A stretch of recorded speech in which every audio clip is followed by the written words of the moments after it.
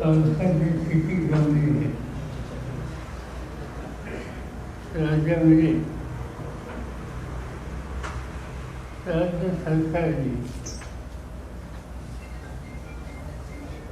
एकूण 19 जिल्हे त्याचे 40 तालुके गंभीर आणि 16 तालुक्यामध्ये मध्यम स्वरूपाचा दुष्काळ हा जाहीर केलेला आहे.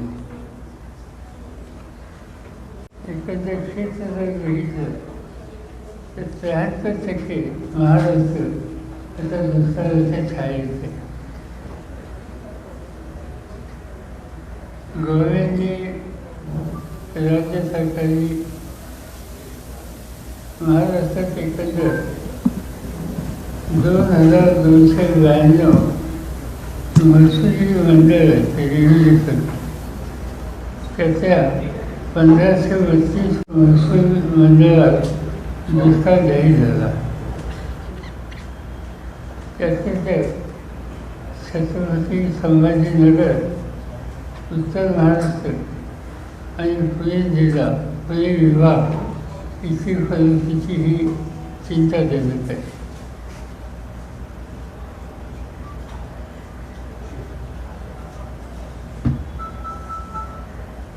पाण्याची टंचाई आपल्याकडे देशात सगळ्यात जास्त धरणं आहेत, पण या धरणाची अवस्था जर बघितली तर जी मोठी धरणं आहेत त्याच्यामध्ये आज जलसाठा किती आहे त्याची आकडेवारी मिळाली. संभाजीनगर इथल्या धरणामध्ये 10% पाणी आहे. 44 धरणात. पुणे विभागात 35 धरणं आहेत, तिथं 16% पाणी आहे. नाशिकमध्ये 22 धरणं आहेत, तिथं 22% पाणी आहे. आणि कोकणामध्ये 11 धरणं आहेत, तिथं 29% पाणी आहे. ही मोठे धरणं. आपल्याकडं मध्यम प्रकल्प आहेत. मध्यम प्रकल्प छत्रपती संभाजीनगरला 81 आहे, तिथं 6% 6.43 एवढा जलसाठा आहे. पुण्यामध्ये पुणे डिव्हिजन 50 प्रकल्प आहेत, तिथं 24% जलसाठा आहे. आणि बाकीच्या ठिकाणी 39, 37, 57 वगैरे आहे. त्यातल्या त्यात मोठी धरणं जी महाराष्ट्रात आहेत, उदाहरणार्थ उजनी, तिथं उपयुक्त जलसाठा 0 आहे. मराठवाड्याची जायकवाडी हे एक मोठं धरण आहे, तिथं 5.50 इतकी टक्के जलसाठा आहे. 5%. माजलगाव 0% जलसाठा आहे. मांजरा 0.34% म्हणजे अर्धा टक्का सुद्धा नाही. आणि धाराशिव जिल्ह्यात सीना कोळेगाव, निम्न तेरणा ही मोठी धरणं आहे, तिथं 0% साठा आहे. अहमदनगरमध्ये मुळा, नेरवंदे आणि भंडारदरा ही 3 मोठी धरणं आहेत, तिथं 9% पाण्याचा साठा आहे. आणि त्यामुळं आज आपण मे महिन्याच्या अखेरीला आहोत आणि साधारणतः जुलैच्या एंडपर्यंत ही स्थिती राहण्याची शक्यता आहे. साधारणतः पाऊस हा त्या कालखंडात प्रत्यक्ष पाऊस पडतो, धरणं भरते ही स्थिती यायला जुलै हा अखेरपर्यंत वाढ बघावं लागेल. पिण्याच्या पाण्याची समस्या ही ठिकठिकाणी लोकांच्या तक्रारी येत आहे. त्याच्यामध्ये जिथं लोकांची मागणी आहे आणि सरकारने टँकर दिले त्याच्यामध्ये संभाजीनगर विभाग इथे एकंदर गावे आणि वाड्या 1561 आहेत की जिथं लोकांची डिमांड आहे आणि आज 1837 एवढे टँकर्स प्रत्यक्ष आहेत. याच्यातले जादा संभाजीनगर, जालना, बीड यामधून आहे.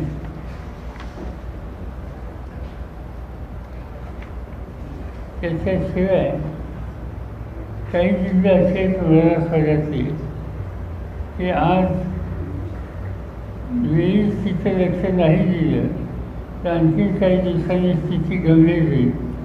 त्याच्यामध्ये परभणीमध्ये 14, लातूरमध्ये 34, धाराशिवमध्ये 134 या जिल्ह्यांच्याकडे अधिक लक्ष द्यायची गरज आहे.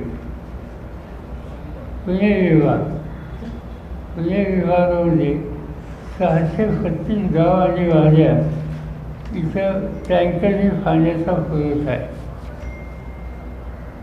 तिथं 755 टँकर आज प्रत्यक्ष सेवेत आहेत. त्याच्यामध्ये बारामती, पुरंदर, महाड, खटाव, कोरेगाव, जत, आटपाडी, सांगोला, मंगळवेढा, करमाळा, माढा, सोलापूर हे 40 नदी या भागात पाण्याची समस्या असते ही आत्ताच त्या ठिकाणी झालेली आहे. आणि संपूर्ण महाराष्ट्रामध्ये साधारणतः 10,000 गावं अशी आहेत की जिथं टँकरने पाणी पुरवठा हे करण्याची आवश्यकता आहे. आणि त्याच्यामध्ये आत्ता 10,572 टँकर प्रत्यक्ष ऑपरेशनमध्ये आहेत. आता हे 8 तारखेला 10,572, या तारखेला गेल्या वर्षी किती होते याचा आकडा जर घेतला तर आपल्याला अंदाज येईल. गेल्या वर्षी 1,108 होते, 1108 आणि लगेच आज 10,572.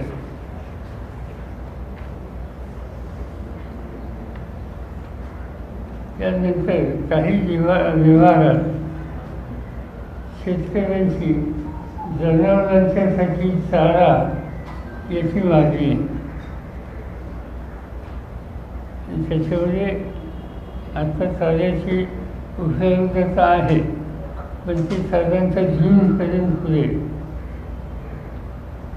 त्याच्यात संभाजीनगर, पुणे याचा उल्लेख जास्त होतो. आता दुष्काळी कामं काढणं किंवा रोजगार हमीची कामं काढणं यासंबंधीची डिमांड आहे. तर संभाजीनगर महसूल विभागामध्ये 6,646 ग्रामपंचायतीची मागणी आहे आणि तिथं आता 4,20,902 मजूर प्रत्यक्ष काम करतात पण मागणी अधिक आहे.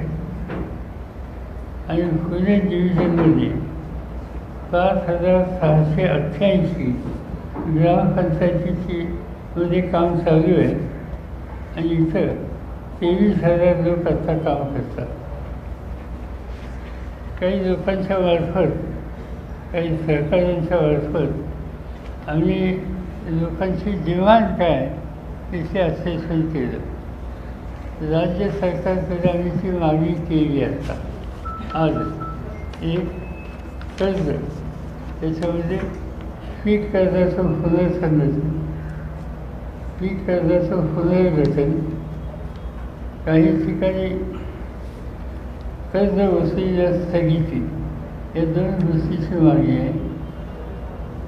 त्याच्यानंतर विमा, शेतकऱ्यांनी विमा काढलेला आहे पण विमा कंपन्यांनी नुकसान देण्याच्यासाठी टाळाटाळ करण्याची भूमिका आहे. आणि त्याच्यासाठी राज्य सरकारने गरज असेल तर केंद्र सरकारशी बोलूनसुद्धा या इन्शुरन्स कंपनीला डायरेक्शन द्यायची गरज आहे. तिसरं डिमांड जी आहे वीज बिलात सूट द्यावी, सबसिडीला स्थगिती द्यावी आणि कोणत्याही परिस्थितीमध्ये वीज मिळालं नाही म्हणून वीज पुरवठा खंडित करू नये. त्याच्यानंतर आणखीन एक डिमांड लोकांची येते, मनरेगा कामात जे निकष आहेत ते शिथिल करावे आणि जसं पूर्वी रोजगार हमी योजना याचे जे निकष राज्य सरकारने केले होते ते आता ॲक्टिव्हेट करावे. त्याच्यानंतर जिथं ॲक्यूट दुष्काळ आहे, पीक गेलेलं आहे, त्या गावांची त्या भागातील विद्यार्थी जे शिकतात शालेय किंवा महाविद्यालय त्यांची परीक्षा असतील याच्यामध्ये त्यांना माफी द्यावी आणि फळबागा वाचवणे. अनेक ठिकाणी फळबाग आहेत तिथं टँकरने पाणी करून ते आपण फळबागा वाचू शकतो. तर त्यासाठी अनुदान पूर्वी देण्याची पद्धत होती, आज नाही आहे. त्या अनुदान द्यायची सुरुवात करावी आणि शेवटी जनावरांच्या छावण्या या त्या ठिकाणी कराव्या. साधारणतः या सगळ्या गोष्टी राज्य सरकारने तातडीने कराव्यात. हे सरकार राज्यावर असेल आणि त्यावर याच्याकडे बघण्याचा माझा की आमच्या सरकारांचा राजकीय दृष्टिकोन अजिबात नाही. राज्य सरकारला याच्यामध्ये आमची सरकारच्या करायची तयारी आहे, कारण हे सरकार राज्यावरच आहे. इथं आपण सगळ्यांनी मिळून याला सामोरं जायची आवश्यकता आहे.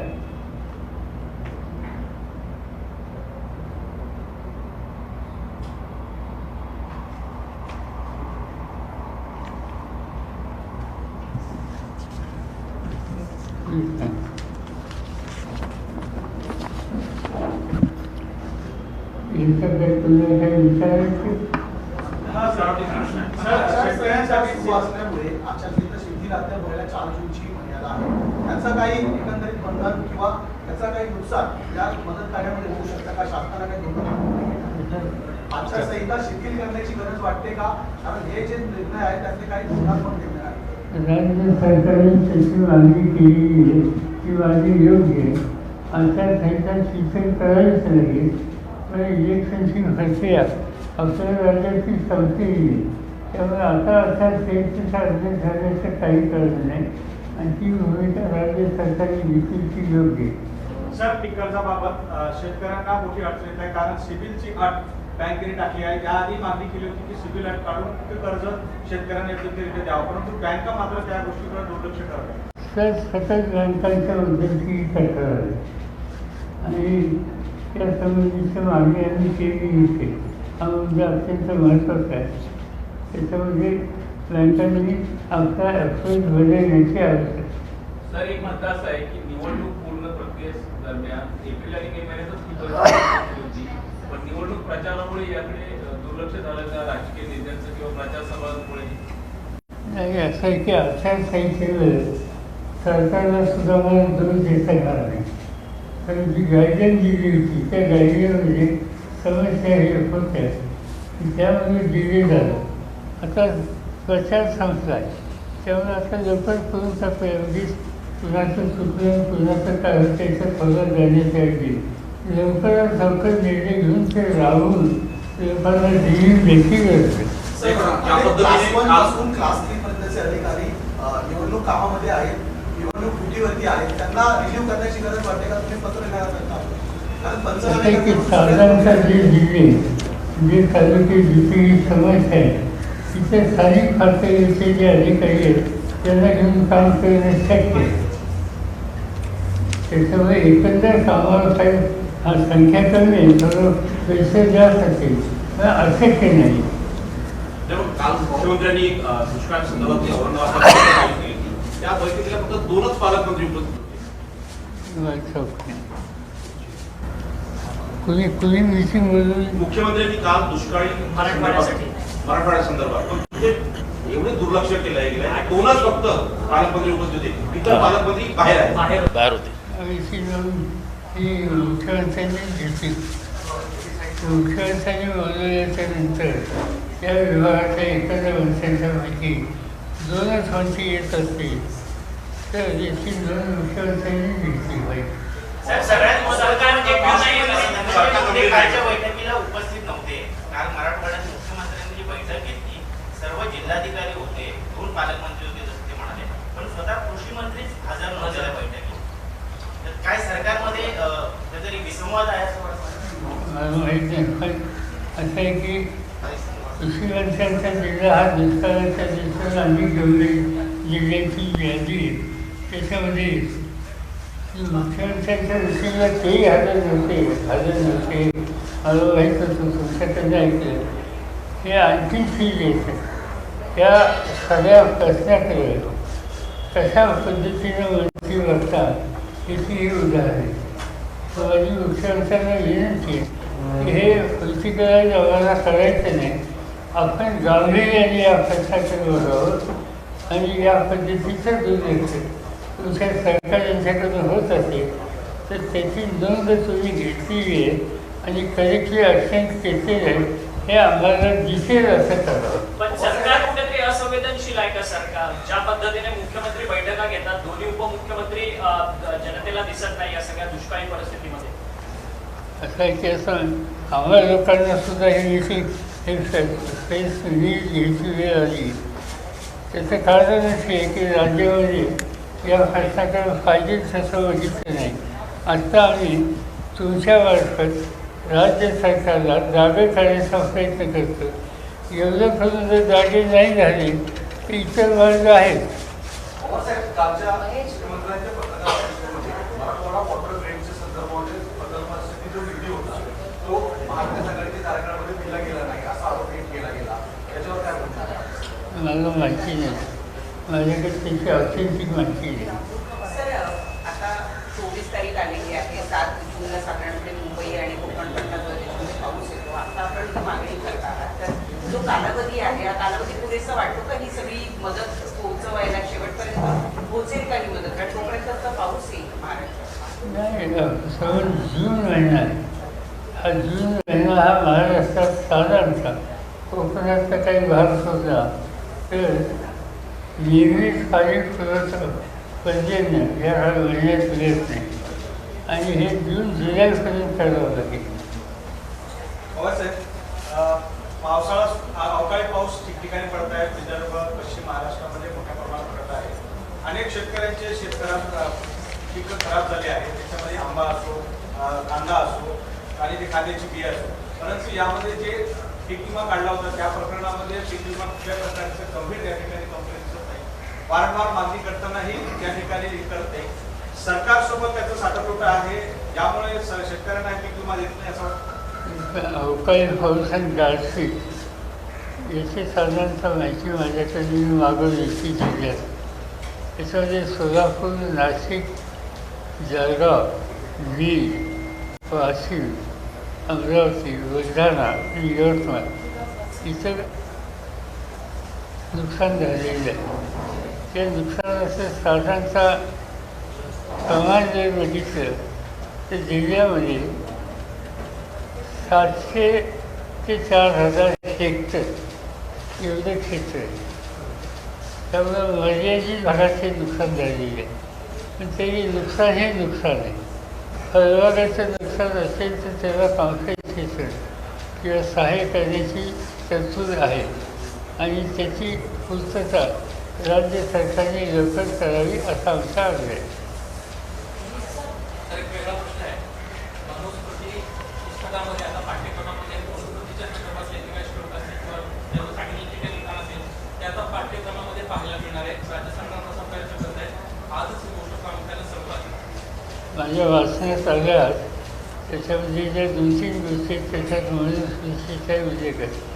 याचा अर्थ या सरकारची राज्यकर्त्यांची मानसिकता काय हे स्पष्ट होतं आणि या गोष्टीच्या बद्दल शैक्षणिक क्षेत्रातले जे जाणकार आहेत त्यांनी विचार करावा. यासंबंधीची आपली आग्रही भूमिका सरकारच्या समोर घेतलीच पाहिजे. जर नाही घेतली तर मग अनेक अशा संस्था आहेत प्रादेशिक विचाराच्या, त्या स्वस्थ बसणार नाही. पवारसाहेब, लहान मुलांना शाळेमध्ये फसायलापासून सुरुवात करायची, त्यावेळेस मुलांना फसायला नसून आणि इतर ज्या गोष्टी आहेत त्या शिकवायच्या, परंतु आता मनुस्मृतीकडे नेण्याचा प्रयत्न हा सगळ्यात मोठा संकल्प आहे. पुस्तकामध्ये त्यांचे काही पाठ्यक्रम निश्चित केले आहेत. माझ्या वाचनात आल्यास त्याची ऑथेंटिक माहिती माझ्याकडे नाही की सवन पुस्तकं रीराईट करण्याचा कार्यक्रम हे सरकार हातात घेत आहे. ती बातमी वाचल्यास मला चिंता असायला लागली. रीराईट याचा अर्थ आता काय त्या ठिकाणी मुलांच्या डोक्यात ते घालायचा प्रयत्न आहे हे आज सांगणं अवघड नाही. प्रत्यक्ष रीराईट केलेलं पुस्तक हातात आल्यावर मी तुमच्याशी बोलू. सर काल डोंबिवलीमध्ये सर काल डोंबिवली प्रश्न आहे की मागच्या काही वर्षामध्ये आपण बघितलं तर मराठवाड्यातले काही जिल्हे असतील किंवा मग इतर काही भाग असतील तर ठराविक भागामध्ये दुष्काळ असायचा. आता येत्या काही दिवसामध्ये हा जो पट्टा आहे किंवा ही जी संख्या आहे जिल्ह्यांची दुष्काळाची ती वाढताना पाहायला मिळते. तर या संदर्भात राज्य सरकारने काही ठोस पावलं उचलण्याची गरज आहे का? त्याच्यामुळे भविष्य जे आहे ते अशाच पद्धतीने अंदाज.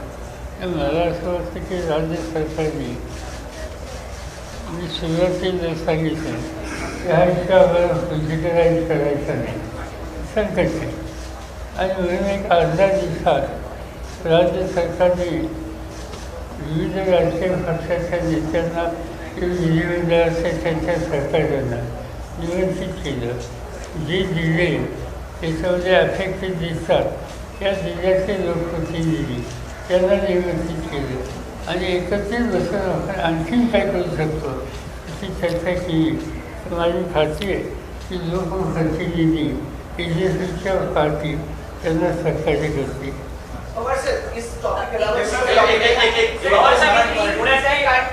पवारसाहेब, पुण्यात एक हिट अँड रनची प्रकरण होतं, परंतु पुण्याचे पालकमंत्री जे आहेत या सगळ्या संदर्भात कुठेही भाष्य करताना पाहायला मिळत नाही. ते गायब आहेत पुण्याचे पालकमंत्री.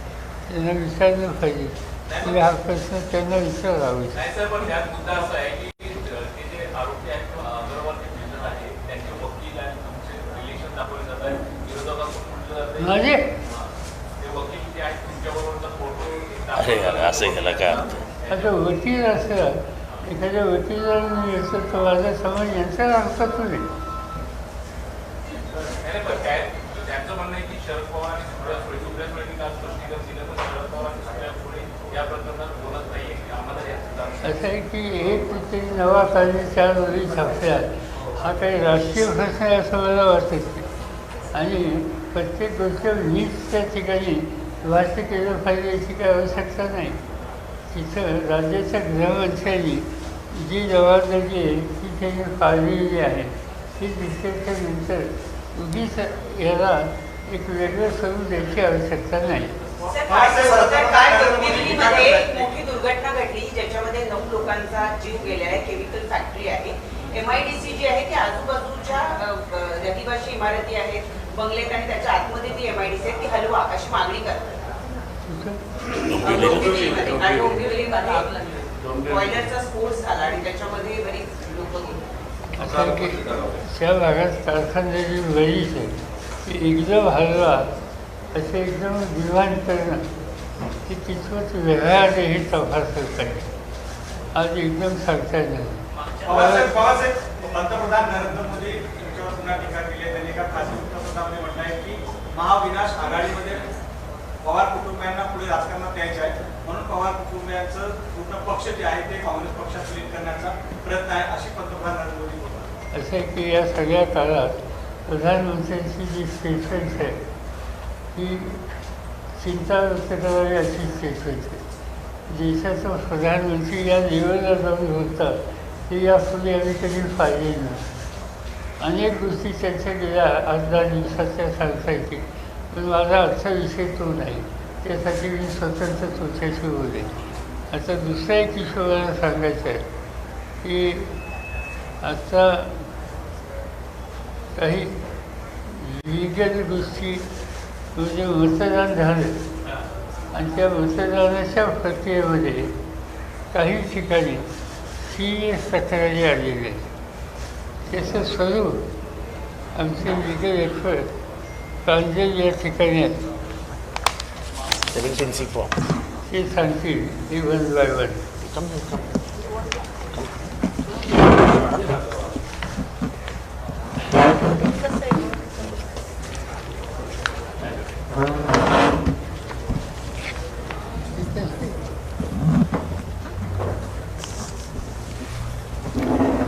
Our first issue is that of Form 17C. As per the Representation of People's Act, Form 17C is the only proof of the number of votes polled in a polling station. As per procedure, that Form 17C has to be given to each booth agent on the day of the polling at the very end, say at 6 o'clock or 7 o'clock. Further, each copy... You explain what is this form? Yes. Form 17C is a proof that at each booth how many votes have been polled.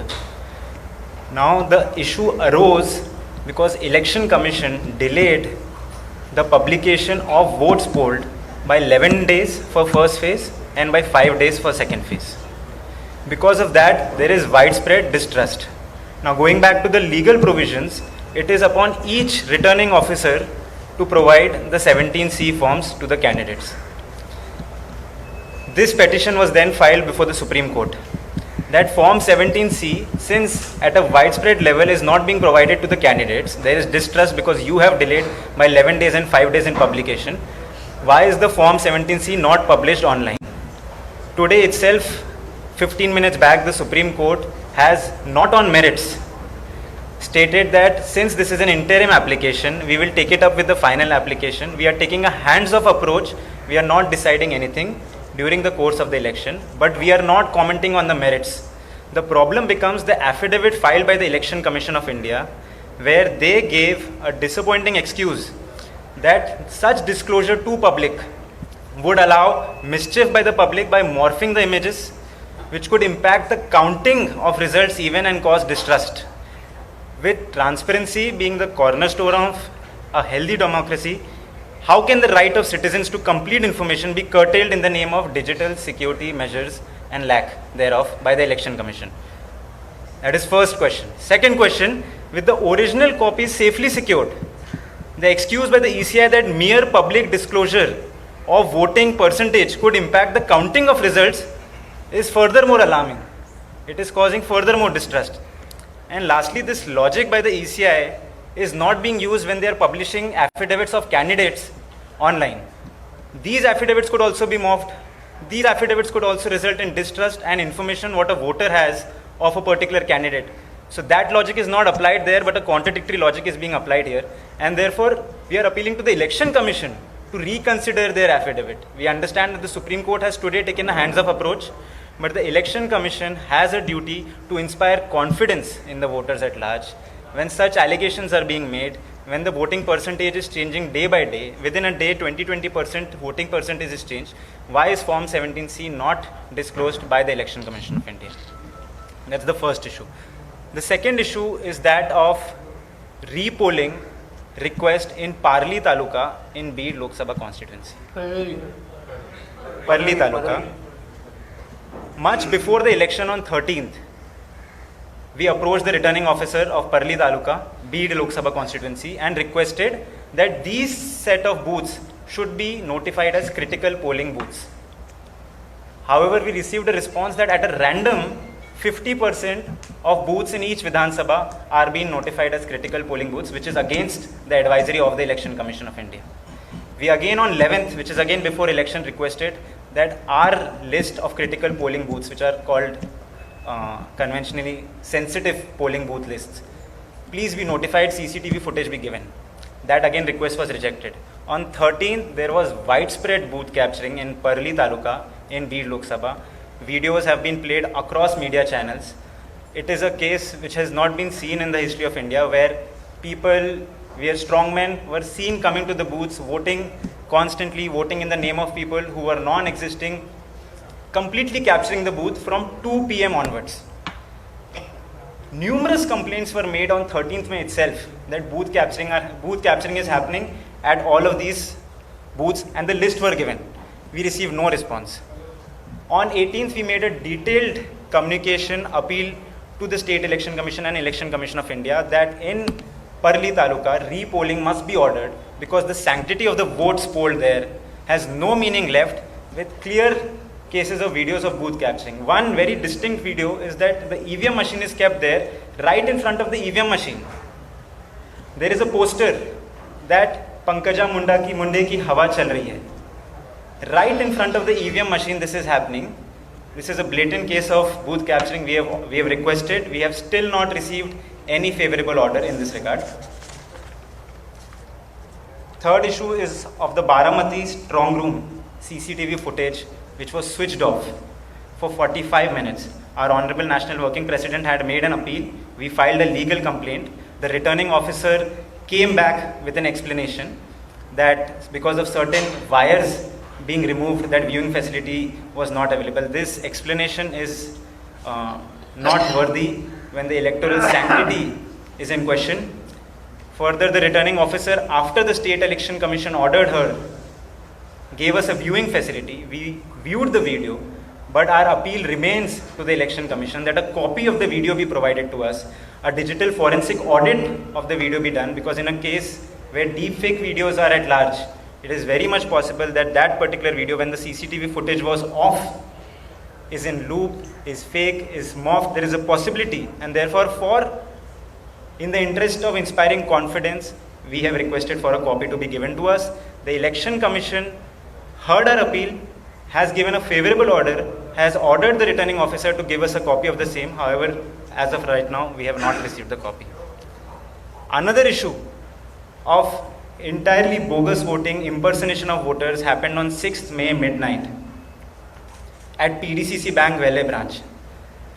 3 days before that, we anticipated this fraud. We approached the Election Commission on 3rd May and informed them that fake passbooks are being issued by certain banks.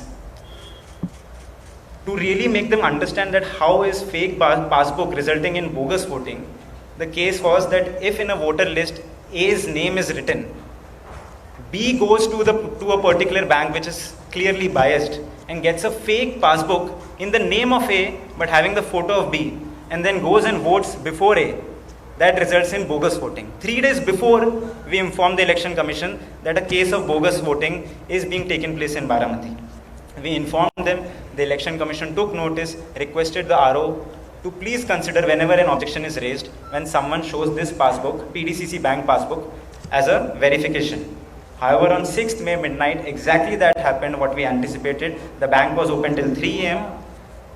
We requested for FIR to be registered. No FIR was registered until 7th May evening.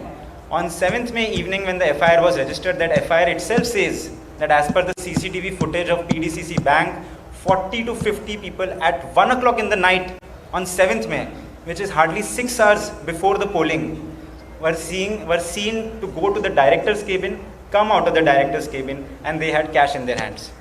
It's a case of two types of fraud. One is impersonation of voting by fake passbooks. The second is bribery by disbursing of cash. In that case also, we requested for a copy of that CCTV footage to be given to us. The RO did not incline to give us the copy. The collector did not incline to give us the copy. Finally, we appealed to the State Election Commission. The State Election Commission ordered that as a complainant, the Nationalist Congress Party, Sharad Chandra Pawar, has a right to that CCTV footage and it has to be given. Pursuant to that order, we have again requested for a copy to be given to us, but complete restraint is being shown by the administration to give us that PDCC bank footage copy. We again request that that footage not only be given to us, but it be disclosed to everyone, because it is a right that during silence period, a clear case violation of Model Code of Conduct, Representation of People Act, Indian Penal Code is happening. However, the information is not being given to the candidate or to the public at large.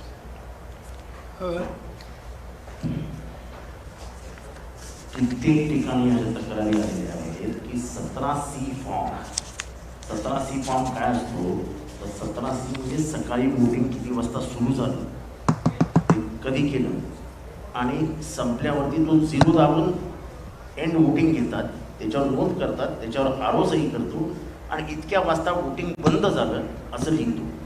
त्याच्यामुळे हे जे पत्र असतं तो counting agent त्या मशीनशी tally करतो की मशीनला तो टॅली करतो, त्या सह्या बघतो, त्या सह्या सगळ्यांसमोर केलेल्या असतात.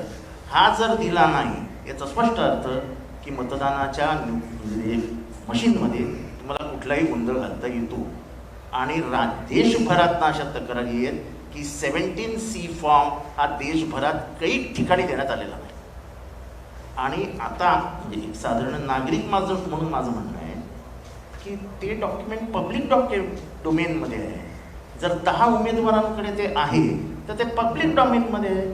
तुम्ही ते अपलोड करून टाका आणि जगाला पाहिजे तर पाहू द्या की हा 17C फॉर्म हा असं झालेला आहे. ह्याच्यामध्ये मॉर्फिंग होऊ शकत नाही, त्याच्यामध्ये काही वेगळं काही होऊ शकत नाही.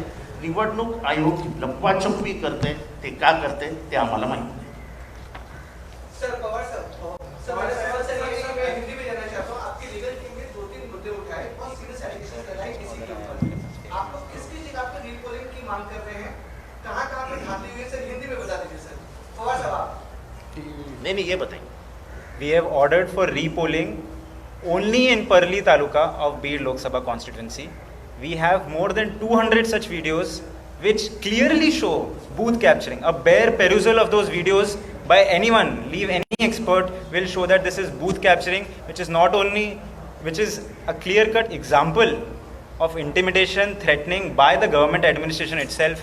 It is not a case that we did not file the complaints. It is not a case that we did not give any proof, but we have not received any orders. Sir सवाल ये है कि कल ही सिद्धार्थनगर में केंद्रीय गृह मंत्री अमित शाह ने दावा किया कि हम जो है 300 के पार चले जाएंगे. 5 जो फेजेस के इलेक्शन हो चुके हैं और कांग्रेस 40 पार भी नहीं आ पाएगी. क्या आपको लगता है कि जो 17C का मुद्दा उपस्थित हो रही है, ये जो कॉन्फिडेंस है, क्या इस तरह की धांधलियों की वजह से कॉन्फिडेंस है? इस पूरे अमित शाह के कहने से आपका क्या कहना है? उनका सीजन मंडी में फंसा. मेरा जवाब इसमें है कि शायद 780 तक हो जाएगी, कम क्यों दिखा. कोई स्टेटमेंट, इसको कोई आधार नहीं, कोई फिगर देना, रिस्पॉन्सिबल आदमी नहीं. हाँ, प्रधानमंत्री या होम मिनिस्टर कुछ छोड़कर किसी ने कुछ कहा था तो इस पर कॉमेंट कर सकते थे, मगर रिस्पॉन्सिबिलिटी जिनके कंधे पर है, ये लोगों का इस तरह का स्टेटमेंट हम इसका स्वीकार नहीं. जयराम रमेश का बयान आया है जिसमें जयराम रमेश ने ये कहा है कि जिसकी इंडिया गठबंधन में सबसे ज्यादा सीटें होंगी 2004 की तरह उसी का उम्मीदवार जो है प्रधानमंत्री पद पर बैठेगा. इस पर आपकी क्या प्रतिक्रिया है? मेरे पास जिससे हर सीट की इंफॉर्मेशन नहीं है. मेरे जैसे आदमी ने विदाउट प्रॉपर इंफॉर्मेशन ऐसे सेंसिटिव इशूज पर स्टेटमेंट करना मैं गलत समझूं. तो क्या ओबीसी में मुस्लिम को आरक्षण दिया जाएगा? इंडिया गठबंधन की सरकार अगर आती है, आपकी सरकार आती है केंद्र में, तो क्या मुस्लिमों को ओबीसी में आरक्षण दिया जाएगा?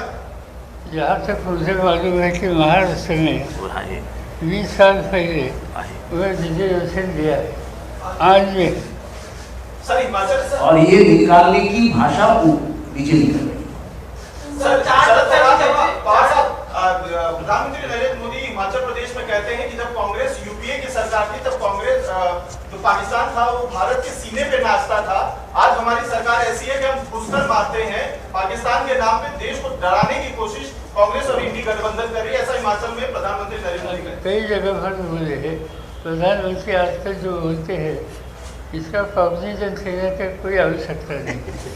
सच important position generally occupied Prime Minister is an institution, and that person who is in charge of that institution are making this type of statement. It's a very funny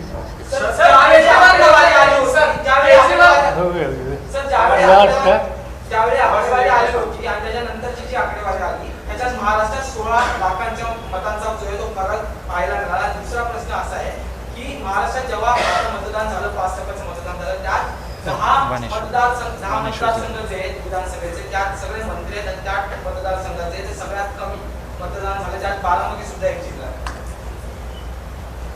मला माहिती नाही. नाही, असं आहे, त्याच्यावरच आम्ही बोलतो आहोत की वाढलेली जी मतांची संख्या आहे आणि जर 17C फॉर्म द्यायला इलेक्शन आयोग नाकार देत असेल तर ह्याचा अर्थ कुठे ना कुठेतरी काहीतरी शिस्त आहे. असं आहे की बेसिक प्रश्न हा आहे की पारदर्शकता न ठेवता इलेक्शन कमिशन संशयास्पद स्थिती का निर्माण करते? Transparency issue. ट्रान्सपरन्सी का नाही? जर 17C तुमच्याकडे, माझ्याकडे, ह्यांच्याकडे तर ती तुमच्या वेबसाईटवर येऊ द्या ना. तुम्ही कशाला लपवताय? त्यामुळे देशभरामध्ये इलेक्शन कमिशन विषयी एक संशयाचं वातावरण तयार करतंय की ते मुद्दामून काहीतरी करण्याचा प्रयत्न करत आहेत. आता आम्ही एक तक्रार केली होती, प्रांजलनीच केली होती अजितदादांनी भाषणात असं म्हटलं होतं, तलाव पण भरले जात आहेत त्याची काळजी करू नका, पण त्याकरता उद्याच्या 7 तारखेला होणाऱ्या लोकसभेच्या निवडणुकीच्या निमित्ताने 3 मशीन येणार आहेत. 1, 2, 3 मशीनमध्ये आम्ही ज्याला विनंती करतो त्या महायुतीच्या उमेदवारावरून 2 नंबरचे नाव आहे, त्याच्या घड्याळाच्या चिन्हावरच्या बाजूचं बटन दाबाल तर जसे हर्षवर्धन व दत्ताभाऊने सांगितलंय तशा प्रकारे आम्ही दिल्लीमध्ये मोदी साहेबांशी, अमित साहेबांशी बोलून केंद्राचा पैसा आणू, राज्याचा पैसा मी एकनाथ शिंदे देवेंद्रजी देऊच, त्याबद्दल काळजी करू नका. त्याच्यानंतर ही तक्रार केल्यानंतर इलेक्शन कमिशनने त्याचं कॉग्निजन्स घेतलं आणि त्यांना सांगितलं या अनुषंगाने लक्ष खालील तरतुदीकडे करण्यात येत आहे. भारत निवडणूक आयोगाद्वारे आदर्श आचारसंहितेचा अनुषंगाने राजकीय पक्ष व त्यांच्या उमेदवारांकरता निर्गमित आलेल्या सूचनांमधील सूचना क्रमांक 7/6 येथे आदर्श आचारसंहिता लागू झाल्या कारणाने मंत्र्यांद्वारे असे कोणत्याही प्रकारचे आर्थिक अनुदान घोषित आश्वासित करता येऊ नये. तरी आपणास याद्वारे समज देण्यात येत आहे की वरील नमूद तरतुदीचा आपण भंग झालेला आहे. आपले स्तरावरून अशा प्रकारचे वक्तव्य होणार नाही याची दक्षता घ्यावी. तरीही वारंवार अशी आमिष दाखवण्यात आली, वारंवार असे स्टेटमेंट्स देण्यात आले आणि त्याच्यामुळे आचारसंहिता नावाची कुठली गोष्ट महाराष्ट्रात अस्तित्वात आहे असं आम्हाला कधी वाटलंच नाही. निवडणूक आयोग हे कम्प्लीट फेल झालं महाराष्ट्राच्या ऑपरेशन्समध्ये. मशीन स्लो झाल्या, नावं गाळली गेली, डिलिटेड झाली. हे मुद्दामून केलं का काय केलं हे समजायला मार्ग नाही. प्रधानमंत्री गिरिराज सिंह जो केंद्रीय मंत्री हैं, उन्होंने कहा है कि जो मुसलमानों को आरक्षण दिया जा रहा है उसमें रिकंसिडर करना चाहिए. अगर अब रिकंसिडर नहीं किया तो एक समय ऐसा आएगा कि भारत वापस से पाकिस्तान बन जाएगा, हिंदुओं का हक छीन लिया जाएगा, ऐसा गिरिराज सिंह ने कहा है. सर, केंद्रीय मंत्री गिरिराज सिंह मैं कई सालों से देखता हूँ फादर में हमेशा कोई ईद फर्दर स्टेटमेंट सुनना हो तो वो क्या बोलते इस पर ध्यान सर